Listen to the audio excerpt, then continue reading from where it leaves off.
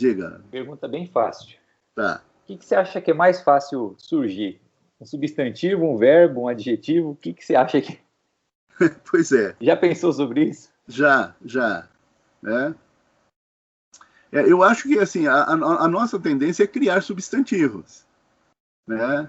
Então, substantivo acho que é a primeira palavra, porque é a designação só do objeto. Né? Você aponta o objeto, né, com o substantivo. Mas, veja, eu acho que um âmbito de enriquecimento semântico muito poderoso é o verbo. Né? O uso de determinadas dimensões do verbo. Né? A língua portuguesa, em função do uso oral, ela tem se simplificado muito em relação ao uso do verbo. Então, alguns tempos, alguns modos e tal, praticamente não são utilizados na fala. Mas eles já existiram do ponto de vista do conjunto da língua. Né? Determinados autores, se você não conhecer determinadas flexões verbais, etc., você não vai conseguir ler e entender determinados escritores. Né? Então, é importante que haja esse aprendizado, né, de formas que, apesar de não serem usadas com frequência, mas foram e poderiam eventualmente ser resgatadas, né, como uma espécie de uso mais sofisticado da língua. Veja, a simplificação que vale para alguns aspectos pode não valer para outros. Né? Então, talvez, né, uma das intervenções necessárias na língua seja exatamente na estrutura verbal. Né? Talvez por assemelhamento, isso eventualmente pudesse ser objeto de incursão criativa, ou de invenção por parte dos indivíduos. Mas isso, obviamente, depende de cada um, né? Depende dos seus conhecimentos, das suas necessidades. Veja, um âmbito onde é muito frequente a necessidade da criatividade é nos neologismos. Você criar uma palavra nova para designar algo novo. Né? E frequentemente essas situações se fazem presentes. Né? A nossa tradição faz com que nós procuremos na língua grega e na língua latina, né, os elementos para a criação de neologismos. Ou seja, você tem que criar uma palavra nova para designar um objeto novo, uma ideia nova, que você faça uso, né, se recomenda se fazer o uso da língua grega e da língua latina, né, como padrões para o enriquecimento da língua, ao menos nesse sentido da produção de neologismos. Né?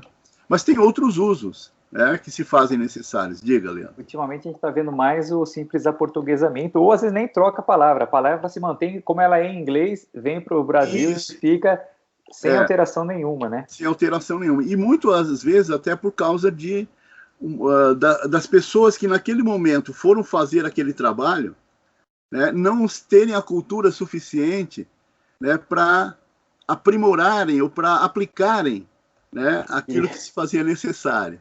Eu queria contar um caso aqui.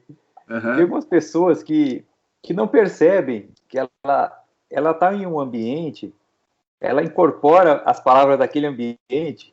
Por exemplo, o nome de departamento, não é o nome do departamento, é a sigla do departamento. E ela vem falar com você que não trabalha na empresa dela e fala o nome do departamento como se fosse a coisa mais natural. Não, porque eu mandei para a SEGES e Sim. coisa do tipo, que não tem nada a ver, a gente não consegue.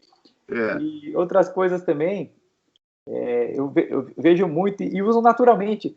Pega uma palavra em inglês e coloca um ar no final, um air no final, deletar, vou startar a reunião, eu vou brifar para você, brifar. Tipo assim, conhece o brifar já? Não conheço. Parece que é fazer um resumo, brifar. Pois é. Em inglês. O negócio tá louco, Nasser. Eu acho que isso faz parte, né? A tecnologia, ela se mobiliza tão rápido. E as pessoas que às vezes estão na na vanguarda, né, para a incorporação desses elementos, né, elas não estão aculturadas o suficiente para que elas deem conta, né, porque a nossa língua é bastante rica. Você poderia, né, nenhum dos elementos do computador tem qualquer enigma que você não pudesse encontrar na língua portuguesa, né, uma palavra equivalente, né? Então, por exemplo, a gente incorporou o mouse. Em Portugal eles falam o rato, né? O rato. Então, veja, e outras coisas, né? Mas isso é uma coisa circunstanciada, e vai acontecer, né? E veja, nem sempre essas inovações, elas persistem, porque a própria tecnologia avança e rapidamente também algumas construções se tornam obsoletas, né? Quer dizer, serviram num determinado momento, mas a tecnologia avançou e aí aquela linguagem, aquelas palavras que foram utilizadas perdem o sentido, né? Então, é natural, eu creio, que no caso da tecnologia, né, se processe dessa forma, né, com um certo atropelo. Nesses processos que a gente nota a pessoa que é didática e a que não é. A didática, ela consegue transitar de um ambiente, traduzindo os jargões para quem não é daquele ambiente. Sim. De uma forma simples. Porque você vai ver, na verdade, tudo é simples. É só você traduzir. É só você falar, não, na verdade, essa palavra aqui tem esse significado. A pessoa conhece o significado, ela não conhece aquele nome. Ela não sabe que aquele mesmo fenômeno é chamado de um outro nome, em outro contexto. Exatamente. Exatamente. Então, tem muito disso, né? A tecnologia permite muito isso. Veja, e no que se refere ao pensamento abstrato, especulativo, isso também acontece. Então, nós temos ideias em outras culturas e tal, que nós não temos uma palavra efetiva que equivale exatamente. Você pode usar várias artimanhas para poder fazer essa incorporação. Fica mais difícil, né, Nasser? Assim, você pegar um objeto do mundo fenomênico e atribuir um nome para ele, porque você vai mostrar para outra pessoa, falar, mostra o objeto e dá o nome, a pessoa vai gravar aquele nome e vai ver o objeto. Agora, fazer isso no mundo intelectual, aí a coisa pega, né? Exatamente. Você explicar para a pessoa o que é aquela ideia, aquele conceito, aí é bem mais difícil. Muito mais difícil. E veja, se nós partirmos do pressuposto, que me parece incontestável, de que a filosofia é aquele ambiente onde se faz uso do pensamento da maneira mais sofisticada possível para a inteligência humana, né? Quer dizer, é o espaço onde o pensamento se desdobra com grande poder e grande força de penetração na realidade, né?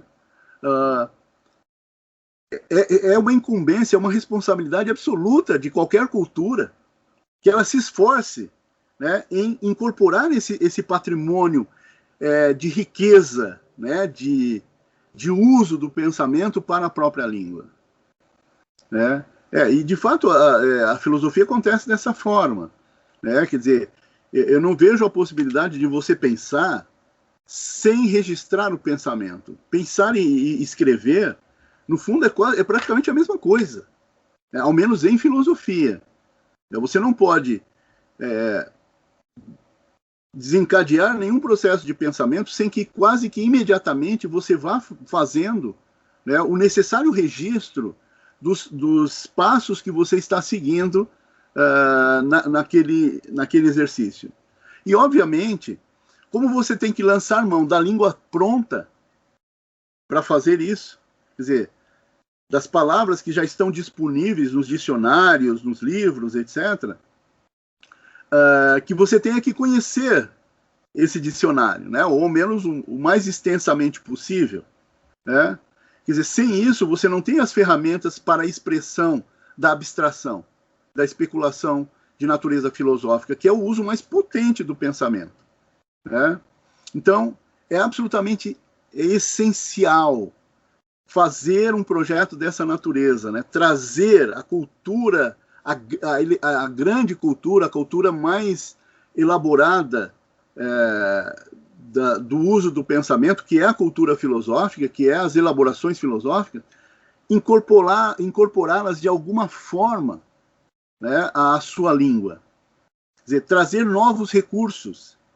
E como que se faz isso? O caminho mais curto é através da tradução, né, das grandes obras. Mas não é a tradução apenas parcial. Tem que ser a tradução integral, completa.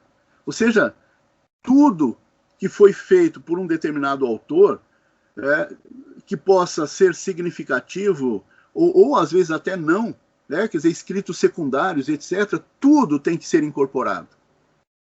Tudo tem que ser trabalhado nesse sentido, né? De trazer para a própria língua esses elementos. Enquanto isso não for feito, a língua vai ser sempre muito precária, né? O exercício sempre será meio realizado aos trancos e barrancos, né? Uma coisa meio mambembe, né?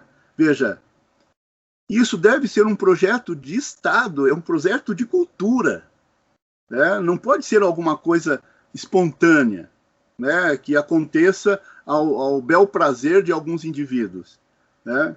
Isso se trata de ter uma certa lucidez da importância de fazer esse processo, de realizar esse processo de incorporação, né, das criações do pensamento, as mais sofisticadas que já foram feitas pela humanidade, né? Enquanto isso, a língua, enquanto ela não fizer isso, ela será, né, muito precária para muitas coisas. E ela não vai criar, inclusive, o ambiente para que se sofistique esse processo também, né? Porque à medida que um grande número de incorporações sejam feitas e um enriquecimento ocorra efetivamente dentro da língua, se terá disponível um acervo muito maior de recursos para novas incorporações, para novos aprimoramentos, inclusive do uso da própria língua, uma vez, né, incorporados determinados elementos.